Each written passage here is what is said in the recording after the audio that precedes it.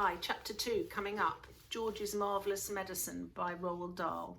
Do you remember yesterday we heard for the first time about George, who lives with his grandma and his mum and dad on a farm, and his grandma is not a very nice person. So chapter 2 is called The Marvellous Plan. George sat himself down at the table in the kitchen. He was still shaking a little. Oh, how he hated that grandma. He really hated that horrible witchy old woman.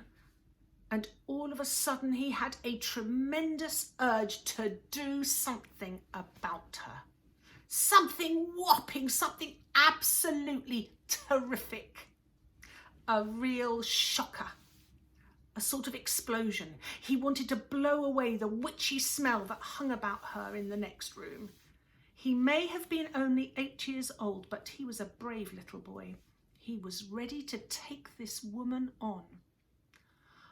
I'm not going to be frightened by her, he said softly to himself. But he was frightened, and that's why he wanted suddenly to explode her away. Well, not quite away, but he did want to shake the old lady up a bit. Very well then. What should it be, this whopping, terrific, exploding shocker for Grandma? He would have liked to put a firework banger under her chair, but he didn't have one. He would have liked to have put a long green snake down the back of her dress, but he didn't have a long green snake. Here he is, thinking about all the different things he could do. Snakes, mice, big explosions. He would have liked to put 6 black rats in the room with her and lock the door, but he didn't have 6 black rats. As George sat there pondering this interesting problem, his eye fell upon the bottle of Grandma's brown medicine standing on the sideboard. Rotten stuff it seemed to be. 4 times a day, a large spoonful of it was shoveled into her mouth, and it didn't do her the slightest bit of good. She was always just as horrid after she'd had it as she'd been before. The whole point of medicine, surely, was to make a person better. If it didn't do that, then it was quite useless. So-ho, thought George suddenly. Aha! Ho-ho-hum!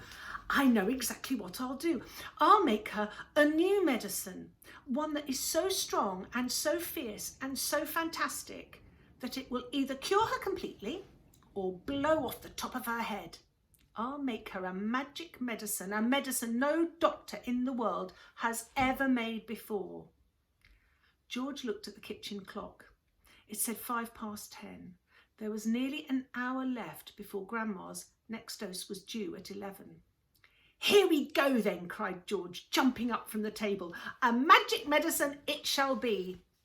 So give me a bug and a jumping flea. Give me 2 snails and lizards 3, and a slimy squiggler from the sea, and the poisonous sting of a bumblebee, and the juice from the fruit of the jujube tree, and the powdered bone of a wombat's knee, and 100 other things as well, each with a rather nasty smell. I'll stir them up, I'll boil them long, a mixture tough, a mixture strong.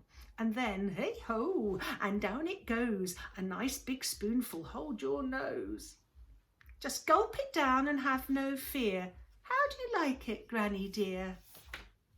Will she go pop? Will she explode?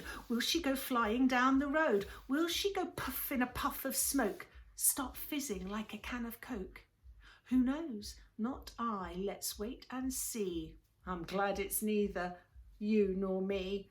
Oh, Grandma, if you only knew what I have got in store for you.